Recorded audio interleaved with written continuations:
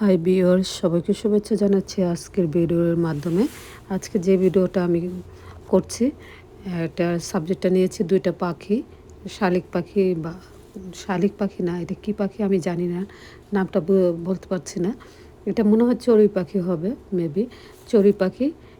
ইয়ের মধ্যে একটা বেড়ার মধ্যে বসে আছে, একটা ডালা ইয়ের মধ্যে বসে আছে, দুইজন দুই দিকে তাকে একই দিকে তাকিয়ে আছে, একই দিকে তাকিয়ে আছে, একটা অপর আরেকটার দিকে তাকিয়ে আছে। দেখুন পাখি দুটা বসে মনে হয় এরকম মুভমেন্ট দেখা যাচ্ছে, মনে হচ্ছে ওরা কোথাও কোনো কিছু নিয়ে আলাপ করছে।